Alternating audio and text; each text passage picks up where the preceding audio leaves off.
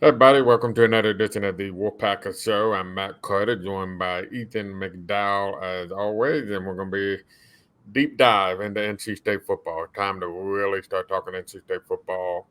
Big picture for this season as we're 1 week away from kickoff next week at this time. Ethan McDowell will hopefully be safely in the vicinity of East Hartford, Connecticut, which is where the game is technically being played. And we'll get our first look at the NC State offense, which we're about to talk a lot about. But before we do that, let's get a few housekeeping items out of the way. Um, Please, wherever you may listen, download the podcast and these episodes. Please give us a good review if you don't mind. Rate us. Um, Leave a comment if you want. You can also follow us on YouTube, where this podcast will be also uploaded, and you can watch the episode if that's your preferred mode. We've gone over 2,000 followers on YouTube, which is awesome. We definitely appreciate that. You can get us at the Wolfpacker, which is the same handle you can use for our Twitter or our Facebook or our Instagram accounts as well. We're everywhere you may be on social media. So please check us out at those places. We are running a big flash sale at On3, half off for a year. So listen, that means you get all of this year's football coverage, all of this year's basketball coverage, all of the coverage of the December signing day, all of the coverage of the basketball silly season and transfer portal stuff in March and April, all of the coverage of the hot summer recruiting months in football for half price. You get all of that for half off if you take advantage of this deal now. So you might as well give it a try. And right now, realignment, ACC about to get some new members, perhaps, probably looking that way. Kind of went over that on the message board today in a premium chat. So go check it out and see what we're hearing on that regard. Last but not least, let me give a shout out to our sponsor, rogueshop.com. That's ROG as in girl, UES as in Sam, HOP as in Paul.com. They have all your natural cannabis needs. They are safe, legal products that are natural supplements that may be able to help you out with chronic anxiety, or excuse me, chronic pain, or maybe some anxiety issues, or you're having some sleep deprivation, or just need to calm down a little bit. And you've tried different things and they're not working. It might be a good thing to try. And this is a small company. It's a husband and wife led outfit. They have a live chat feature on their website to answer your question, point you in the right direction. They're also on our message board where they have interacted with some of our subscribers in the past to help you out with what you might need there as well. They'll occasionally run some promos on the website as well. So give them a check out and support rogueshop.com. So, Ethan, I think a lot of people are curious about NC State football right now. I mean, this is the time of the year where the excitement builds, happens every year. It's understandable. Even the glass half empty people start to inch more towards glass half full. Um, a lot of excitement, a lot of buzz, et cetera, et cetera. I happen to think a lot of this may be a little bit justified this year. I think things seem to be coming together pretty well for NC State, but just the vibes you picked up. Training camp is now over. Preseason camp is not over. Is now over, I should say, not over. It's now over. What's the vibe you picked up and the sense you're getting from being around camp all these weeks? It's funny. This is my second season on the beat. It's so much different than last year, just in terms of every press conference we went to, whether it was ACC media days, the first couple practices of fall camp, the start of game week for that ECU game. Every question, and you can attest this, was about expectations, asking Leary, Coach Doran, everybody about it. And by the time it got there, I think there was just an overwhelming, like, oh my God, can football please start? Sentiment around the program, around, I think, even the media. This year, I've enjoyed the preseason speculation. I've enjoyed the excitement building, and I think we started to hear around the spring a little rumblings of optimism. And I'll be honest, it has surprised me how forthcoming NC State's players and coaches have been with their own optimism for this season. That the multiple players have doubled down on. They just don't see there being like that much of a drop off defensively this year, which like shoot, that defense last year was lights out. If they can improve on that, then you're talking one of, if not the best defense in the country. So it's, they're setting the bar high for themselves. But going off of that, it's still not as high as it was last year. So there's still kind of the underdog feeling, the underdog vibe around the program, especially when you look at preseason polls. NC State's not getting that much respect. And I think the team's going to feed off of that. I think they love that. I think Coach Doran loves to have that kind of underdog attitude with his teams. And there's an excitement and motivation with this program that really intrigues me going into the fall. And there's a few more fun position battles that we don't know what's going to happen, but most of the depth chart is getting sorted out right now. And it's exciting. 1 week from today. Let's go. Let's start with the defense, because that's kind of what I'm curious about. Well, look, everybody's much more curious about the offense, but we're going to spend a lot more time on the offense. You mentioned there's a feeling of no drop-off. And that's part of that, I think, it comes from Tony Gibson, defensive coordinator for NC State. I think fourth season as defensive coordinator of NC State. In year one in 2020 for Tony Gibson, you started to see that defense come together. And by the end of the year, they were the reason that NC State handed a pretty good Liberty team with an NFL quarterback its only loss of the year, and really shut down Liberty like nobody had shut down Liberty all season long. And you saw that translate forward into 2021 when they became a top 20 defense in the country. Held Clemson to 14 points. Albeit that was a poor Clemson offense in regulation to win that game in double overtime. And really, survived despite a huge rash of injuries on defense. And then last year, healthier, much more consistent, and really was a dominant defense.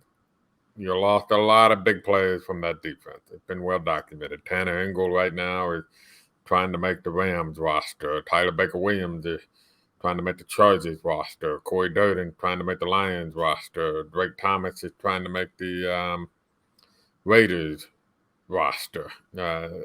Isaiah Moore would be trying to make the Kansas City Chiefs roster had he not gotten hurt in training. That's 5 NFL caliber starting defenders that left the team, and not to mention Cyrus Fagan as well. That's a 6th starter.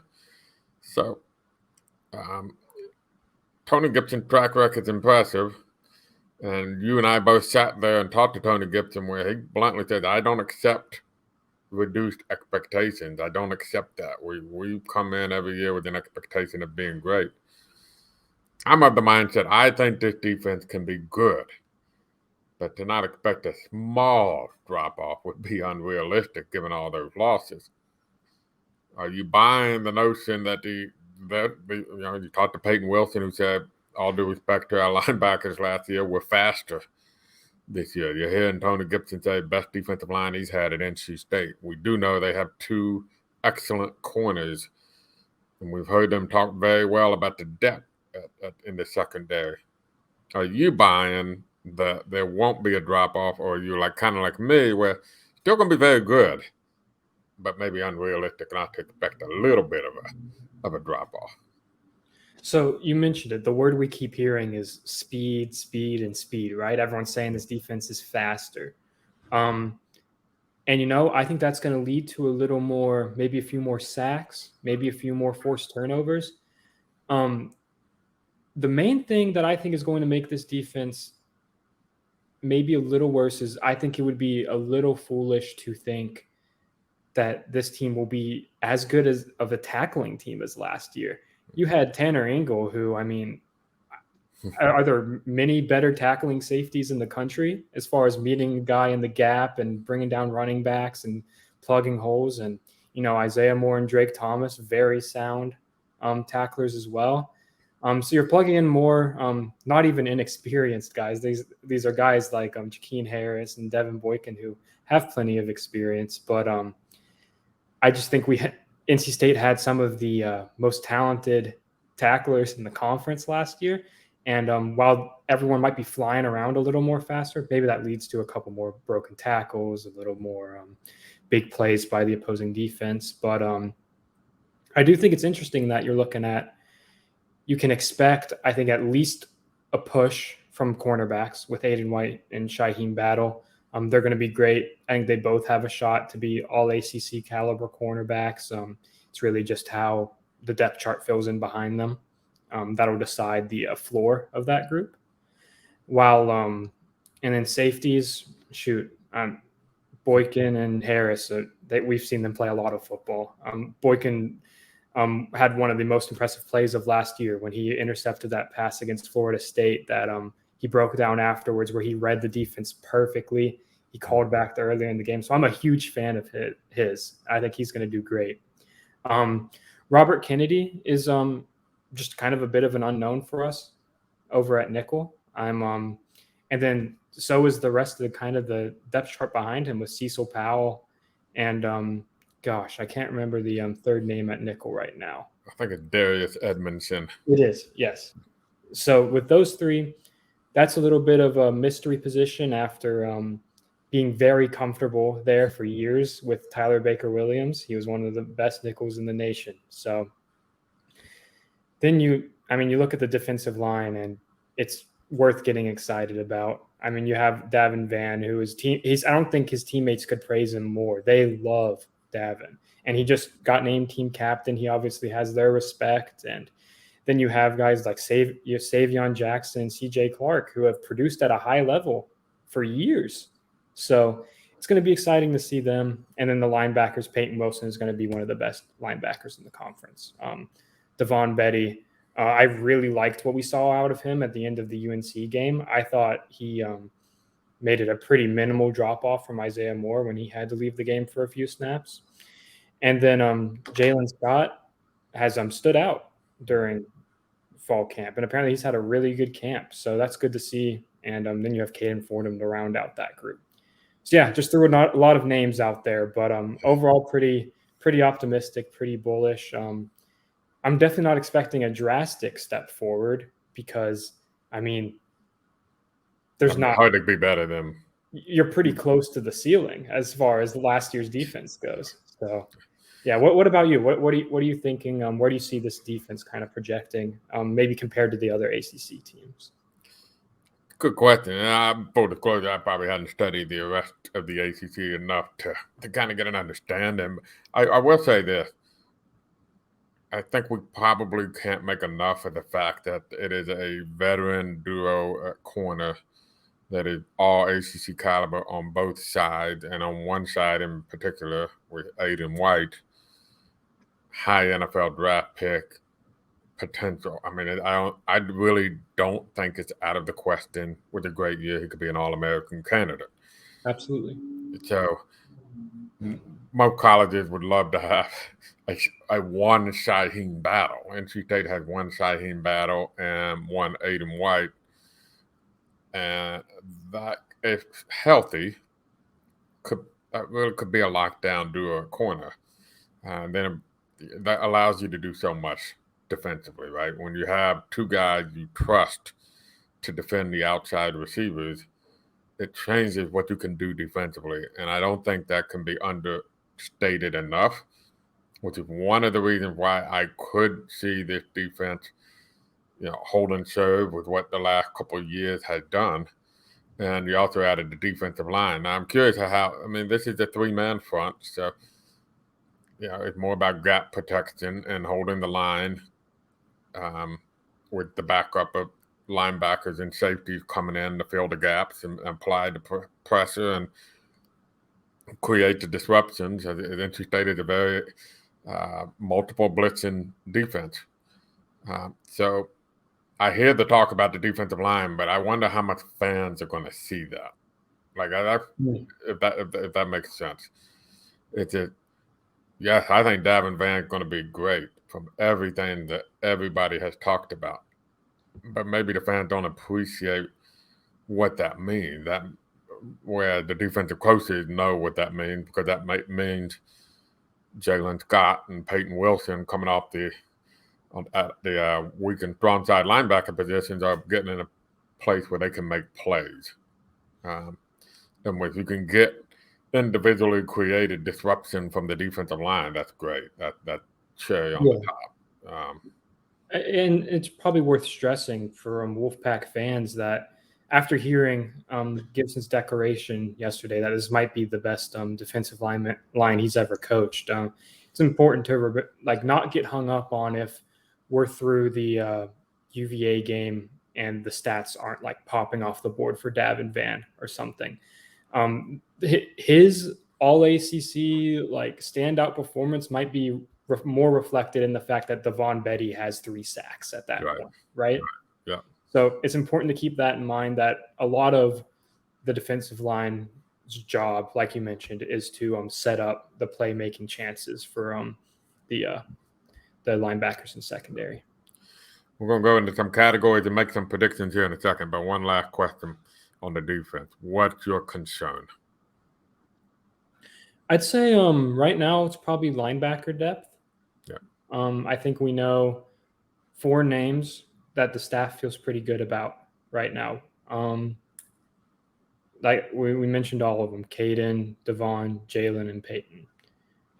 Beyond that, it's a big question mark. In the past, you've had like 5 or 6 linebackers, which I should say is a total anomaly that have had legitimate Power 5 starting experience. That's not normal. But now NC State's in a spot where we don't know that much about the reserve linebackers. And so we're kind of banking on they've got talent in the room. They have some former 4-star guys who are upperclassmen now and super talented, like a Jordan Poole, folks like that who it'll be interesting to see how they develop. But then, I'd say the guy we've heard the most positive buzz about is probably Kamal Bonner, the true freshman. Mm-hmm. So that's interesting. I really liked him as a prospect. So if he carves out a role as a freshman, that'll be interesting to see. I think Wolfpack fans will like him. He's converted safety and he hits really hard. So he's a fun player to watch.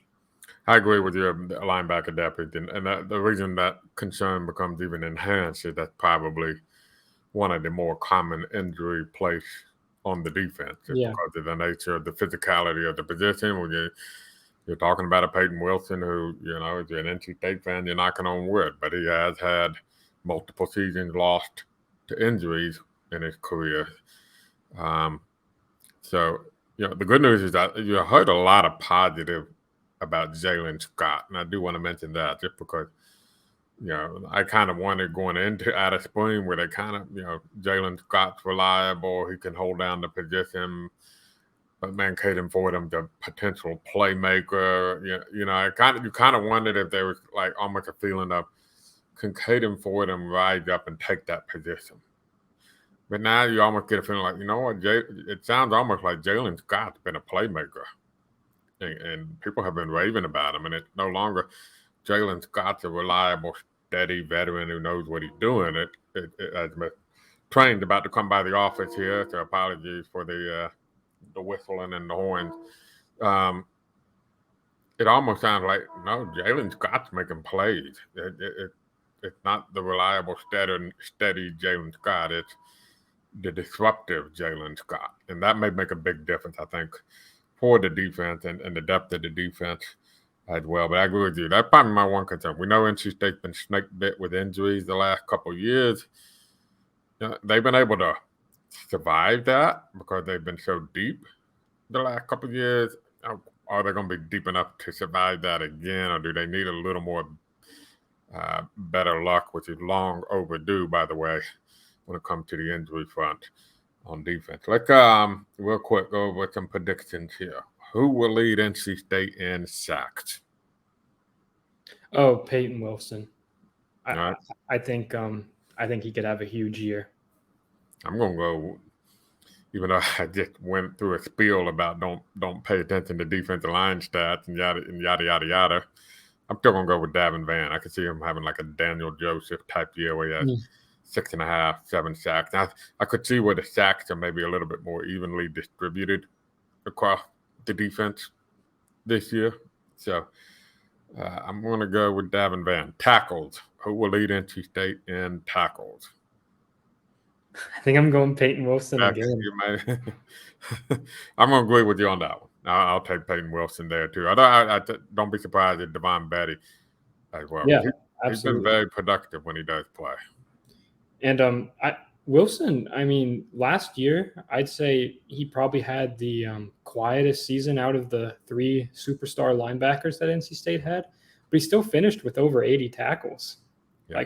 And he missed a little bit of time because of injury. So yeah, basically missed 2 games because it was early against ECU, and then he sat out week 2. So he basically missed 2 games last year. All right, last category, and this one probably should. I mean, you could go with Peyton Wilson again and make it a clean sweep. Who leads NC State in interceptions this season? I think I'm going to go with Shaheem Battle because I think he's just as much of a lockdown cornerback as Aiden White, but I don't think Aiden White's going to get thrown too much this season. He led the ACC in interceptions amongst cornerbacks last year. Aiden White did, but that's because teams like tested him a lot. I thought it was interesting how much he got thrown to, and Aiden White continuously showed them that was a mistake. So I think it's going to be a big part of the scouting report to not throw at Aiden as much. And Shaheem, I think will take advantage of those opportunities.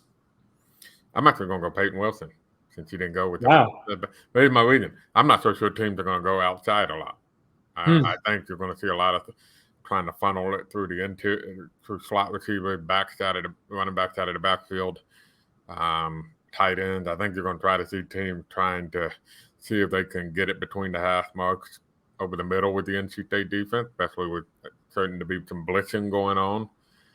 And it wouldn't surprise me if Peyton Wilson, I think, had 2 or 3 interceptions in his breakout season a few years ago. That's just a hunt. I was leaning towards the safety, but you never know how sure-handed. Joaquin Harris could have probably led NC State in interceptions in a couple of years, but had some issues consistently catching the interception.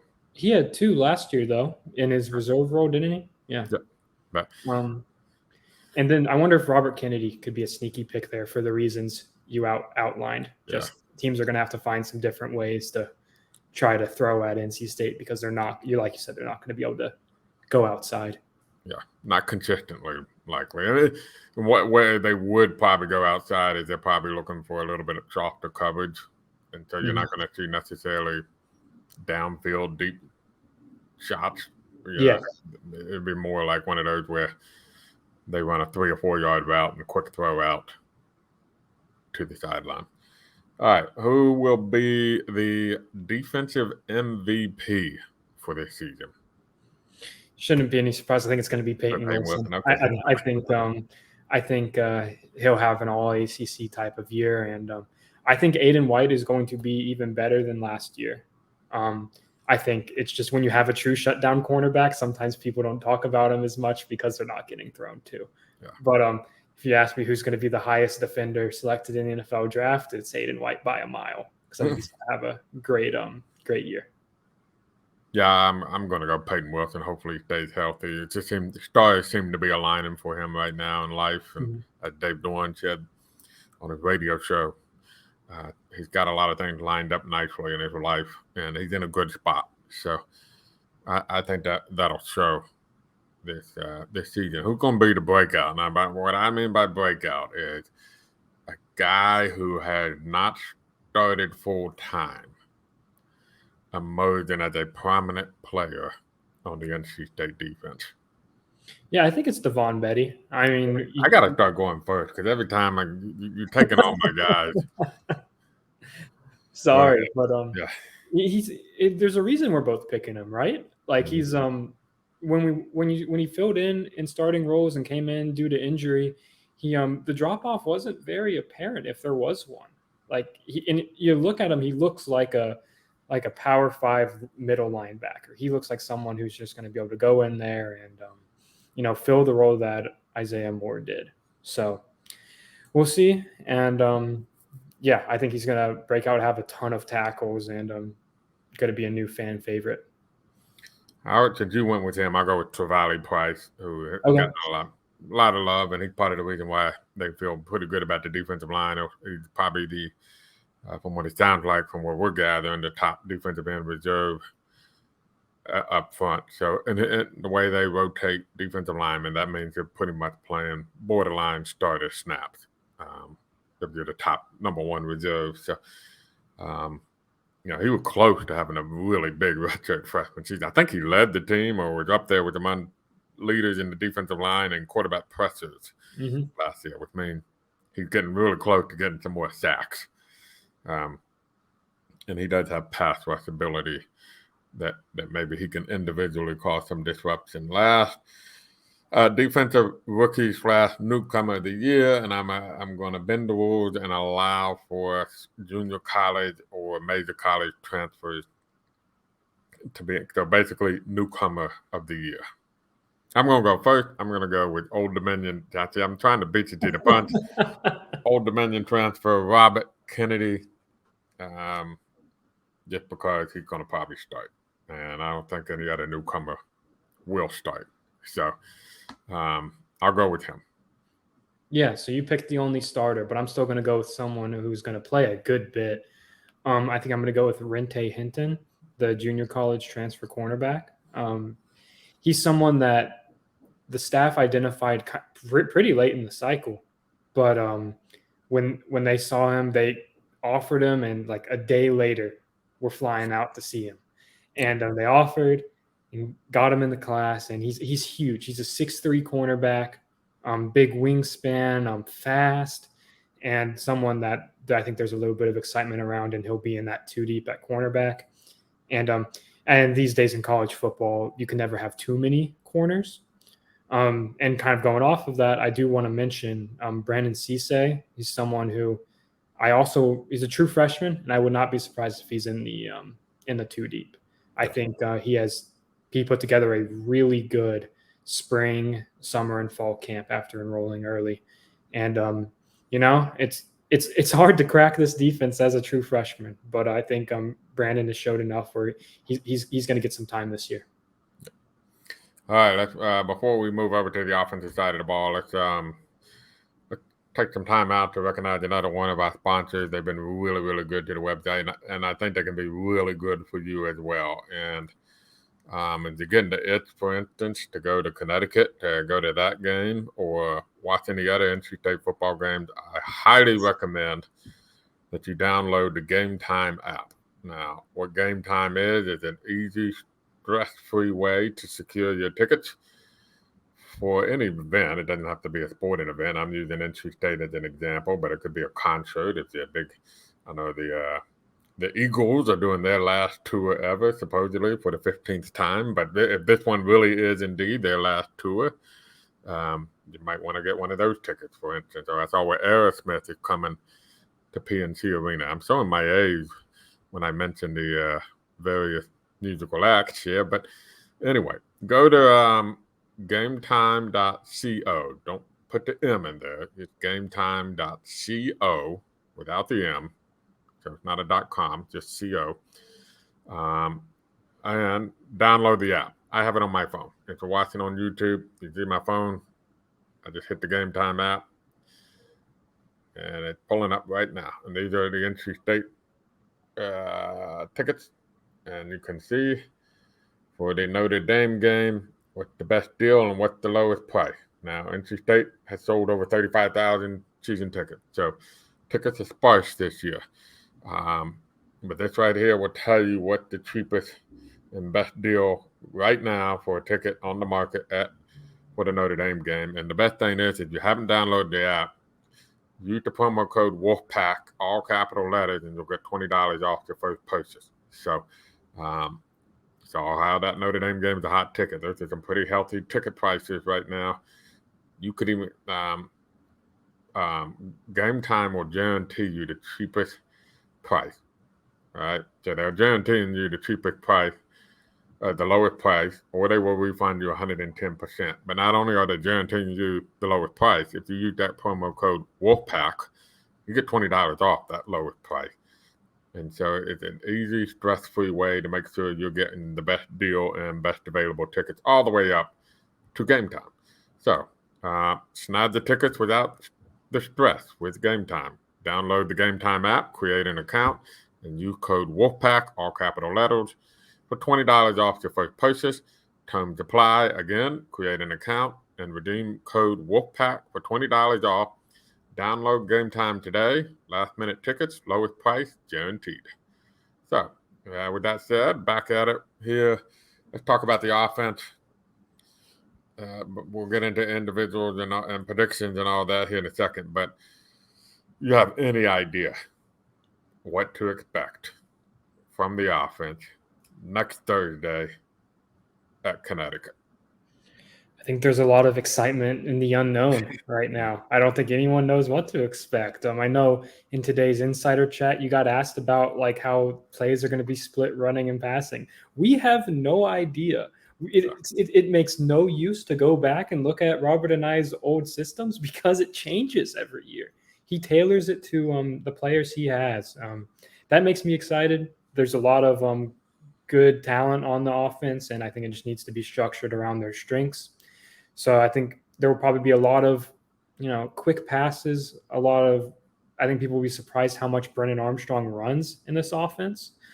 But other than that, I saw somewhere, and I apologize that I can't remember where I saw it, that at UVA, they used quick passes almost as a substitute for the running game because they just didn't have much of a rushing attack in 2021.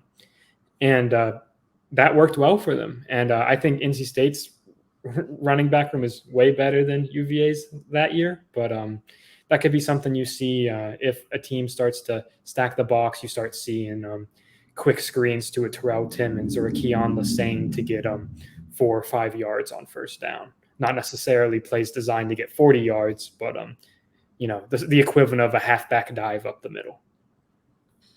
You know what stood out to me listening to the Dave Dorn radio show, and if you're not a subscriber, I have a very full, in-depth recap of just about everything Dave Dorn said. But he mentioned that the explosiveness of the offense is more than he had seen recently from NC State offenses. They had more explosive plays in that second scrimmage than they had in a long time in a scrimmage. What I also found interesting, he said, Robert and I definitely has a system, and he definitely has a scheme. And Dorn didn't say this, but we know it. It's air raid-based type scheme. But what Dorn said and I doesn't do is stick to it like out of stubbornness. And so if he's evaluating his receivers and he sees that they can't do maybe a certain thing within the scheme, just because it's a scheme, he's not going to keep asking somebody to do something they can't do to try to fit the scheme. Instead, he's going to find out what that player can do and find out how he can use what they can do in his scheme and adjust the scheme so that the players can find a way to contribute rather than just putting somebody on the sideline because he doesn't have the fit for what you're stubbornly trying to do with your X's and O's, if that makes sense. So what he's trying to do is find a way to play players, in essence, and not trying to find players that just are going to strictly fit his scheme. Right? And seems simple enough. Seems uncomplicated. You would think every offensive coordinator in America would do that, but they don't. A lot of them are very strict to what they do, and you have to fit it. And if you can't, then you won't play, and you're wasting a scholarship, basically, right? Well, now you're trying to find a way to get the most use out of your scholarship football players. It's also interesting that Dorn said that Robert and I actually will have a pretty narrow game plan with some curveballs and changeup thrown in to keep teams off guard, but it is not a very complicated, vast game plan. It'll be pretty narrow so that players can play fast, know what they're doing, and focus on what the plan is for that day. So it's going to be interesting, like you say. Virginia, he did not have running back, and they threw 800 million times Brennan Armstrong last year. And Brennan Armstrong set all kinds of passing records. But last year at Syracuse, he had a running back. His name was Sean Tucker. And Sean Tucker ran 206 times for 1,060 yards and 11 touchdowns last year. Yeah, that, almost 20 carries per game. So he's not afraid to run the football against teams that it was clearly beneficial to run the football. He did. Tucker ran 21 times against Louisville, 27 times against the same UConn team that we're about to play, if you want a hint. 27 times for 112 yards and a touchdown. 21 times against Virginia, 23 times against Wagner, 21 times at Boston College. Against the team that really defended the run well, Pittsburgh. We know Pitt's great defensive front, right? He didn't force the issue. 10 times, 19 yards for Tucker. Obviously, he went to throwing the football. NC State 14 times. He was very efficient 14 carries because he ran for 98 yards. But, he was picking his spots of when to run the football because NC State does a great job stopping the run. Clemson, obviously, had a behemoth of a defensive line last year, 5 carries in that game.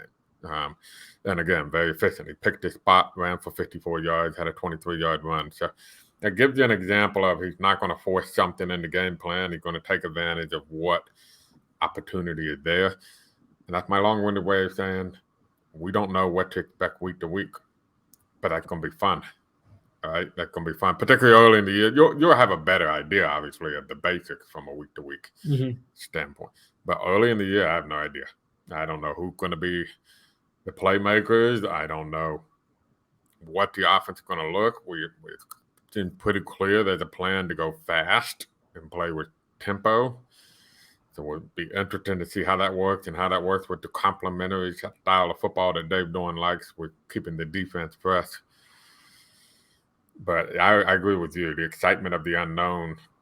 And you could tell last night from the Dave Dorn radio show, he's excited, but also a little bit of anxiety that is this all going to work like we think it's going to work? We think this is going to work really, really well. But you don't know until you actually play a game. So I don't know if you had any thoughts about all that, Ethan. I rambled on and filibustered there for a while, but any counterpoints or agreeing points you want to make before we move on? I'm totally in step with you here. I agree on all accounts. I think it's going to make this a very exciting team to watch and a very exciting team to cover because the leading receiver in week 1 could be Keon Lassane, and in week 2 it could be Jordan Houston for all we know, right? Like it's going to change constantly, and I think there's going to be a lot more variance in your week to week standout players than in past NC State offenses.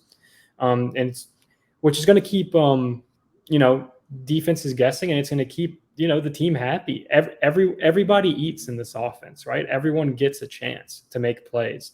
We've heard that from, I don't even know how many players at this point of just how many more opportunities they have to make plays. One of the favorite conversations I had about that this year was I'm talking to Julian Gray because we talked to him last year, and he said, like, oh, I can play inside, outside, and even in the backfield if I need to. This year, we talked to him again, and I asked him about that comment, and he said, yeah, this year, I think I'm going to do all of those things. I think I have the opportunities to do all of that. So someone with, like truly elite speed like Julian, he's going to get used in a lot of different ways. It's going to be really exciting. The next step is really just seeing what it looks like next Thursday. Before we get into some predictions, curious of what you think kind of like a realistic, let's go nationally speaking. NC State, I don't remember exactly where they finished in total yards per game. I'll try to look it up real quick while I ramble on, but it wasn't an impressive finish last year in yards per game. total offense. So give me 1 second, and I'm almost there. 105th out of 131 teams nationally in yards per game at 339.8. Georgia Tech, Virginia Tech, Boston College were the only teams lower in the ACC. NC State was actually lower than Virginia, which said something because Virginia was not good at all on offense. And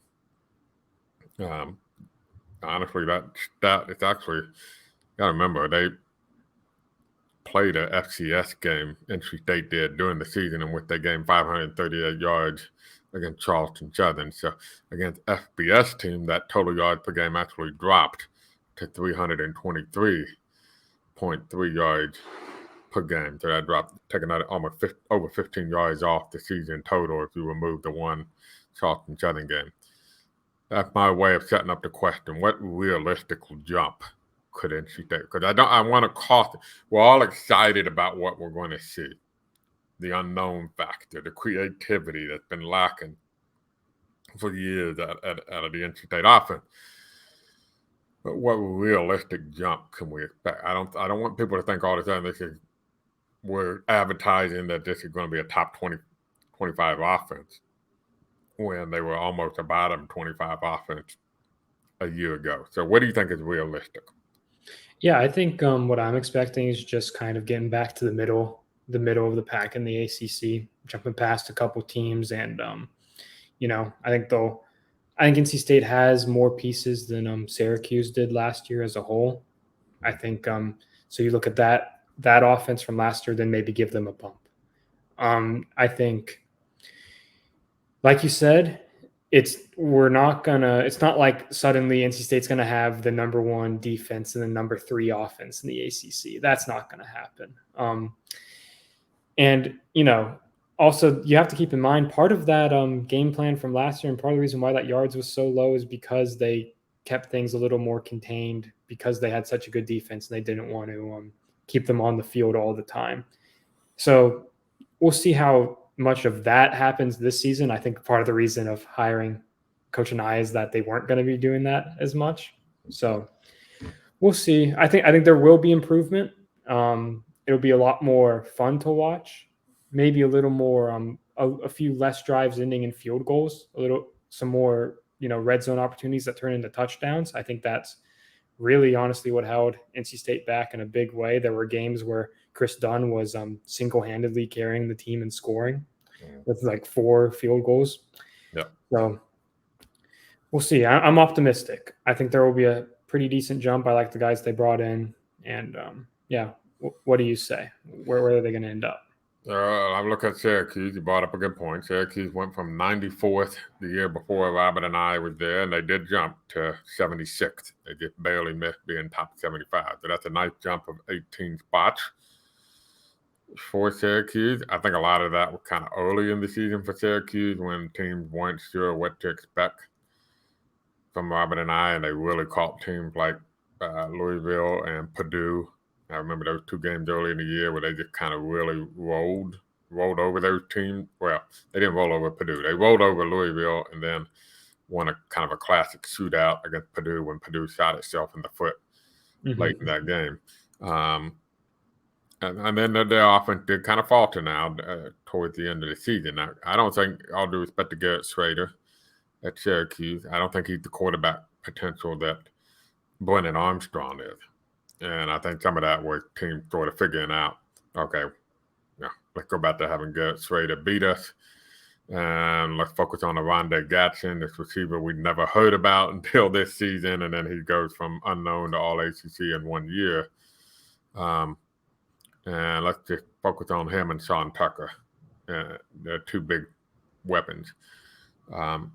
So that's a pretty sizable jump from 94 to 76.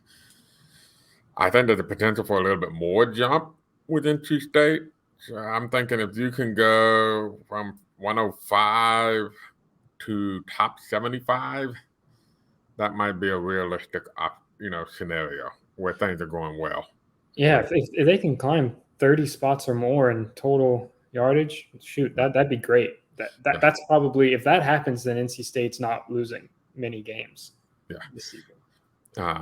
It does put that, it would still make you kind of I mean, if you got 131 teams, 65 would be like the midway point. So you would still kind of be slightly below, slightly below average in terms of national rankings. I don't know what the median yardage would be, but I think that's kind of what you're looking for, going from being a really below average offense to an average offense. It's kind of what you're hoping for. I just want to put that out there to kind of create realistic expectations, because sometimes when we talk about excitement, I think people get carried away and think all of a sudden NC State's going to be 45 points per game, unstoppable machine, and that's not likely to be the case. I do think you'll see them catch teams early. The question is going to be the staying power of that once you get past, say Virginia, when you get to the Virginia, Louisville back-to-back ACC Friday night games. How do you look at those points and move toward Duke? That'll be tough. With Syracuse, you saw that it kind of started to fizzle out once they figured it out. But did you go back the year prior and you look at UVA, and I don't think teams really did figure out that offense. Armstrong was throwing for 500 yards in ACC play. So, we'll see. It'll be interesting. Yep. All right, let's get to some predictions here. I'm going to guess, and so we're just going to move through and both agree Brennan Armstrong's going to lead the team in passing yards. Yep. The only way he doesn't is if there's an injury. Let's move to rushing yards. Obviously, you're thinking it would be either Jordan Houston or Michael Allen. Do you have a pick between those two, or are you going to go off the board? I'm going to go with Brennan Armstrong. You're going way off the board. Okay. I think Brennan Armstrong is going to lead the team in rushing. He finished with over 500 in 2021 with UVA. I think he could be asked to carry a similar workload this year. And then I think most of the reason for that is because I think Jordan Houston, Michael Allen, barring injury, are going to split a workload pretty evenly. And I could see them both ending up all around like the 400, 450 rushing yard line, splitting carries pretty evenly. So that's where I'm at. I recognize it's a bold prediction. Wanted to do something a little different, but I'm gonna go with Brennan Armstrong there as a kind of a bold record-breaking prediction. Yeah, I'm that's too bold for my taste. I'm gonna go Jordan, just because I think Jordan Houston's been reliable in terms of being on the field. I know that means something to the coaches. I think I'm going to go Jordan Houston. I think he'll finish somewhere around 600 to 700 yards rushing. Michael Allen will be around 400 yards rushing. Brennan Armstrong will be in that ballpark too. I'm curious how much Brennan Armstrong gets used. I know that we always speculate it, and then you hear from coaches, I'm not going to worry about that. We're just going to let him be it. But the fans and the media people tend to think, well, you want to redshirt MJ Morris, and if Brennan Armstrong does get hurt, it's MJ Morris and then an incredible question mark after that. So how much are you going to risk having Brennan run around? That would be a logical question. But my experience has been that coaches don't tend to worry about that. They tend to let their playmakers be who they are and not worry about potential loss of injuries and et cetera. So, all right, this one could be a little bit more thoughtful here. Who leads NC State in receiving? We'll go with receptions. Oh, and catches? I think I'll go with Lesane. I think he's going to be Keon Lesane's going to be the experienced, third down guy, just reliable. He's going to get open and, just a calming and consistent presence on that offense. I think he's going to catch a lot of passes. Yeah, that was my guess too. I think it'll be Keon Lesane. You get the feeling that he's become very reliable. Mm-hmm. And we know that Joker Phillips likes to play the reliable older guy that he's more familiar with. I do think Kevin Concepcion is going to be a rare, prominent freshman. I tend to be more guarded on the freshman, but there's just too much vibe about Concepcion to ignore that he probably won't be. He probably will be a big piece of the passing game, but I think it's going to be very spread out as well. Mhm. I think it's going to be really spread out distribution. Yeah. And I think that's partly an eye playing into the strength of maybe I don't have a playmaker, but I have a large cast of receivers I can turn to that can give me something a little different, and I can, you know, distribute the ball out in Mhm. various ways. So, all right, let's get offensive MVP. I'm assuming we're both going to go with Brennan Armstrong, but I'm Yes. going with Brennan Armstrong. I'm going with Brennan Armstrong as well. Okay. All right. Breakout player. Remember the requirement: not a full-time starter previously, but somebody who can be a prominent guy this year. I feel like I've been telling everyone who will listen this whole offseason that I think Terrell Timmons Jr. is going to have a breakout year. Just, he had 3 catches last year, but all of them were in huge moments and for huge gains, including the touchdown against UNC. And I think I really like what he brings to the table as a receiver. He told us yesterday he put on 20 pounds in the offseason. He's up to, I believe, over 190. So it'll be interesting to see how he develops and if he takes on a starting role this year. If we see early in the season he is filling that opposite outside receiver spot with Keon Lassane, then I think he's going to have a big year. And I'm really excited about what he's going to bring to the receiver group. I'm going to go really off the board, and I would not have said this until last night, but Dave Doran made it a point to say that the receiver who had a really good preseason camp and made a lot of plays was Jalen Coit. So if Jalen Coit actually makes plays this year, he's going to be a breakout in it because obviously he has not seen the field much at all. Yeah. Since being at NC State. So I want to say he's a redshirt sophomore maybe, but he's been a guy that apparently has really impressed this fall, and new offense presents new opportunities. It may have been a case of where he didn't really fit necessarily what Tim Beck was doing, but under Robert and I, they have found a role that might fit for him, and it sounded almost like Coit and Concepcion have really caught the eyes at the inside slot receiver. And then obviously got Porter Ricks presumably in that mix as well. So I'm going way off the board. Jalen Coit from unknown to rotational receiver. Rookie of the year, I am assuming we're going to go with the same guy. I will let you explain. Newcomer of the year, I guess. Well, Brennan Armstrong would technically qualify, but we'll eliminate it for offense. We'll throw that out. Can't choose Brennan Armstrong. So newcomer of the year. Yeah, I'm going with Kevin Concepcion. I think he's going to be he's going to make an instant impact. He wowed in the spring game. Everything I've heard is that's just continued. I've heard he's, right after the catch, he's just unguardable. He's unguardable, and within the first 10 yards, and he's just going to be a really exciting player. He's not the biggest guy in the world, but man, he fights after the catch for those extra yards. Loves to break tackles, and he just plays so hard. It's something that impressed me in high school when I saw him live. Impresses me now. He caught the eye of the coaches when he early enrolled, and now he's someone who could come in and be a rare instant impact freshman for the Wolfpack. All right, let's get to big time predictions here. I think this is what everybody wants. Next week on the site, we're going to go with our official win-loss record predictions that we'll save for next week. But we are going to go over and under. And it was 6.5, but Ethan, who watches the Vegas lines on his phone 10 hours a day, right, Ethan? Absolutely not. Okay. Ethan had heard it may have been moved up to 7.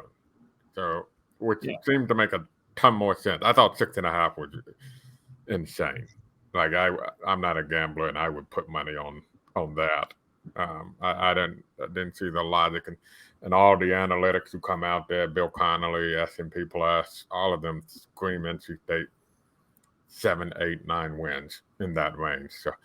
So since it apparently moved to 7, over, under, or push, Ethan, on 7 wins?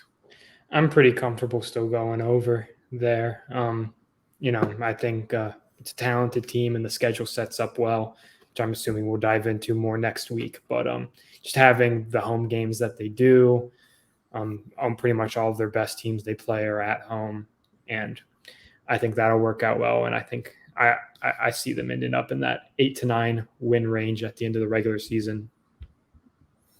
Over 2. I'm pretty confident. I like you. I like how the schedule sets up. I like getting Notre Dame early, when Notre Dame will also play 2 weeks. You can watch them this weekend against Navy. Now, they wouldn't have necessarily had 2 challenging games, but you still have a little bit more film on them. What game on the schedule do you think will kind of tell the tale, so to speak, on how this game how this season will unfold for NC State? I think it's going to be the Duke game. Okay. I think going on the road to Durham, it's not exactly an intimidating away venue in terms of the crowd, but it's going to be a good team. It's the first time they've played in a while, and there's a lot of hype around Duke right now. I think they're a pretty popular upset pick to beat Clemson in week 1, which I think very highly of Coach Elko, and I like Riley Leonard. I don't think I like him as much as a lot of national people do at this point, but there's some talent on that team. I don't get why they're considered heads and shoulders above NC State for this season by many of the national rankings I see. But that was a little bit of a tangent. But I think that game, it's I forget which side of the Clemson game it's on, but it's I believe it's before or after. It's before. So it's before, and then you go into the bye week, correct? Yep. So that kind of caps that first half of the season. And I think if they go and win that and can generate some positive momentum in the Clemson, then maybe NC State's cooking with some gas there. I'm going to go a little bit before that. Louisville at home, Friday, September 29th. Mm-hmm. So, I don't think anybody's really, especially nationally, predicting NC State to beat Notre Dame. I think the conventional wisdom is NC State should be 3-1 going into that game against Louisville. Connecticut start out the year on the road, which would be a little tougher than maybe some people expect. I'm not sure. It's like we're going to get into Connecticut hardcore, folks, next week's podcast. I'm not sure this game is on the ECU level of last year, but Connecticut did have some nice home wins last year. So this isn't, get off the bus, win the game, get back on the bus. You're going to have to play and be effective. Then you got Notre Dame. Then you got VMI and Raleigh. You're going to crush VMI. And then you got rebuilding Virginia on the road. Yes, on the road, granted, but arguably, if you were to power rank the ACC teams, I'm not so sure Virginia wouldn't be a popular pick to be at the bottom of the ACC. So that sets you up to be, at worst, probably 3-1. Mm-hmm. And I think there's a compelling reason to think they could even be 4-0. And you get Louisville, who's been a bit of a media darling in the ACC. They tend to be the popular pick of, here's the team that could be, don't be surprised if they end up being really good year 1 with Jeff Brom and apparently a very favorable schedule like Duke had last year. I agree with you on Duke. I think there was a little bit of a mirage with what they ended up doing last year because they, not through any fault of their own, ended up playing a pretty soft schedule. Mm-hmm. But if you look at Louisville, they start the season at Georgia Tech, probably favored at Georgia Tech. They get Murray State at home. They'll win that. And they have to go to Indiana, but the Murray State game's a Thursday. So they have a few extra days to prepare for Indiana. They probably will be favored at Indiana. Then they get Boston College at home. So not out of question, they'll be 4-0 and potentially 2-0 in the ACC. So it's kind of that. I think that's for both teams. They're kind of a crossroad type game. So that's the one I'm looking at. Now, last time NC State played Louisville on a midweek ESPN game, it was electric. And I think you could see something similar this time, especially if NC State had beaten Notre Dame and would be 4-0 at that point. So that's my game. That's my game to watch. So we've covered a lot. And hopefully you are now feel good about your NC State football knowledge if you didn't already. We appreciate you listening for this long. Just a few reminders. Take advantage of that deal. 50% off 1 year at the Wolfpacker.com. I think it's a quick sale. I don't know exactly how long it's going to last. So do it now. Don't assume it's going to be around much longer. You can follow us on Twitter, Facebook, YouTube, Instagram, everything at The Wolfpacker. You can follow Ethan at Ethan M. McDowell. I think I misspoke last week when I said his Twitter handle is not 2 D's. I meant to say 2 L's. So Ethan M. McDowell on Twitter. Remember, please follow us wherever and rate us if you would be so kind on all your wherever you may listen to, download your podcasts. And if you're on YouTube, be sure to give us a follow. So for Ethan, I'm Matt. This has been the Wolfpacker Show.